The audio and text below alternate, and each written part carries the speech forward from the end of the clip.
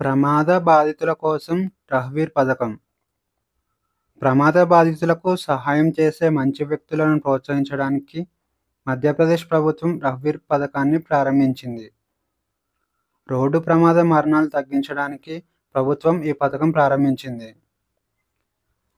ప్రమాద బాధితులను హాస్పిటల్‌కి తరలించడంలో సహాయం చేసే వ్యక్తులకు ప్రభుత్వం 25,000 బహుమతిని అందిస్తుంది. అంతేకాకుండా సహాయం చేసేవారికి పోలీసుల నుంచి వేధింపులు తగ్గేలా ప్రభుత్వం చర్యలు చేపడుతుంది. ఈ పథకానికి 3,867 కోట్లు కేటాయించింది. యశోద ఏఐ మహిళల అక్షరాస్యతను పెంపొందించడం కోసం యశోద ఏఐను ప్రారంభించారు. మహిళలకు ఏఐ ద్వారా డిజిటల్ అవగాహన పెంచడం లక్ష్యంగా పెట్టుకుంది. ఇనిషియేటివ్ ముఖ్యంగా గ్రామీణ మరియు సెమీ అర్బన్ మహిళల అభివృద్ధిని లక్ష్యంగా చేసుకుంది.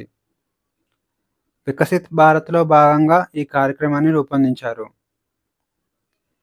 యశోద ఏఐ అనేది కృత్రిమ మేధస్సు, సైబర్ భద్రత మరియు డిజిటల్ భద్రతలో అవసరమైన నైపుణ్యాలను మహిళలకు అందిస్తారు. గత 10 సంవత్సరాల కాలంలో పేదరికాన్ని తగ్గించడంలో ఇండియా అభివృద్ధి సాధించింది.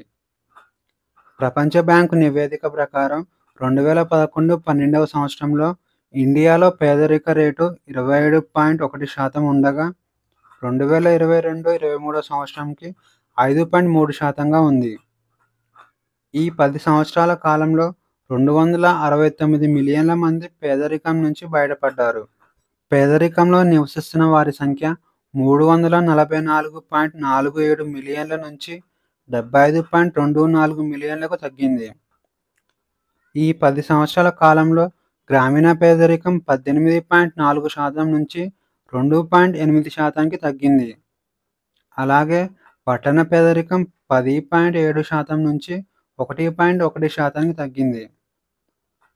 ఇక ప్రపంచ బ్యాంకు ప్రకారం పేదరికం అనగా రోజుకు కనీసం $3 కంటే తక్కువ ఆదాయం ఉన్నవారిని పేదరిక జనాభాగా పరిగణించింది. అరుణాచల్ ప్రదేశ్‌లోని సియాంగ్ అప్పర్ మల్టీపర్పస్ ప్రాజెక్ట్ వివాదంగా మారింది. ఇది ఒక జల విద్యుత్ ప్రాజెక్ట్. దీని సామర్థ్యం వచ్చేసి 11.2 గిగావాట్స్. ఈ ప్రాజెక్టుపై స్థానిక సంఘాలు మరియు విద్యార్థి సంస్థల నుంచి వ్యతిరేకత వస్తుంది. ఈ నది వెంబడి ఉన్న 27కు పైగా గ్రామాల నివాసితులు తమ ఇల్లు మరియు భూములపై తీవ్ర ప్రభావం ఉంటుందని ఆందోళన వ్యక్తం చేస్తున్నారు. అయితే అరుణాచల్ ప్రదేశ్ ప్రభుత్వం మాత్రం జాతీయ భద్రతకు ఈ ప్రాజెక్ట్ అవసరమని వాదిస్తున్నారు. అలాగే 11.2 గిగావాట్లు గల ఈ ప్రాజెక్ట్ భారతదేశ ఇంధన అవసరాలకు ఉపయోగపడుతుందని ప్రభుత్వం వాదిస్తుంది. ఈ ప్రాజెక్ట్ వరద నియంత్రణ మరియు నీటిపారుదలలో కూడా సహాయపడుతుందని భావిస్తున్నారు. ముఖ్యంగా చైనా నిర్మించే మెడోక్ ఆనకట్ట వలన కలిగే నష్టాలను ఎదుర్కోవడానికి ఈ ప్రాజెక్ట్ అవసరమని అరుణాచల్ ప్రదేశ్ ముఖ్యమంత్రి పెమా ఖండు పేర్కొన్నారు. స్థానిక నిరసనలకు ప్రతిస్పందనగా సియాంగ్ లోయలో కేంద్ర సాయుధ బలగాలను మోహరించారు. భద్రతా సిబ్బంది నివాస ప్రాంతాలుగా పాఠశాలలు మరియు ప్రజాస్థలాలను ఉపయోగించడంపై స్థానిక విద్యార్థి సంఘాలు నిరసన చేపట్టాయి. ఇక ఈరోజు క్వశ్చన్స్ వచ్చేసి ఆయుష్ మంత్రిత్వ శాఖ ఇటీవల ప్రారంభించిన పెట్టుబడిదారుల కేంద్రీకృత పోర్టల్ పేరు ఏమిటి? A. AYUSH Nivesh Saarthi, B. Wellness India portal, C. AYUSH Udyog Bandhu, D. AYUSH Vyapar Setu.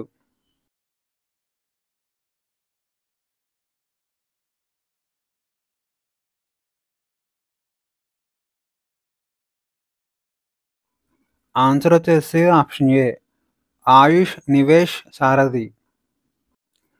ఇటీవల గ్రేటర్ ఫ్లెమింగో అభయారణ్యంను ఏ రాష్ట్ర ప్రభుత్వం స్థాపించింది? A. Karnataka, B. Telangana, C. Tamil Nadu, D. Kerala.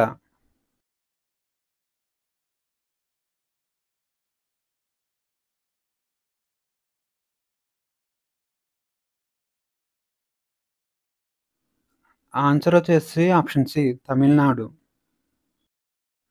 ప్రధానమంత్రి ఉపాధి కల్పన కార్యక్రమం ఏ మంత్రిత్వ శాఖ నిర్వహించే క్రెడిట్ లింక్డ్ సబ్సిడీ పథకం? ఏ పరిశ్రమల మంత్రిత్వ శాఖ, బి సూక్ష్మ, చిన్న మరియు మధ్య తరహా పరిశ్రమల మంత్రిత్వ శాఖ, సి ఆర్థిక మంత్రిత్వ శాఖ, డి హోం మంత్రిత్వ శాఖ.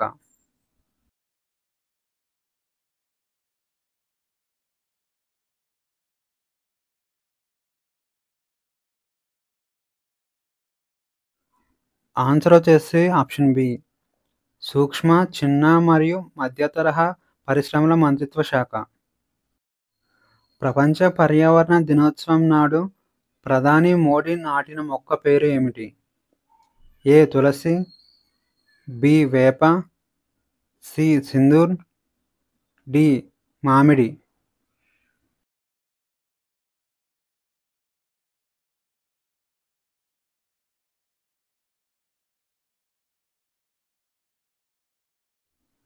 ఆన్సర్ వచ్చేసి option C Sindoor. Ice breaker క్షిపణిని ఏ దేశం అభివృద్ధి చేసింది? A France, B Russia, C China, D Israel.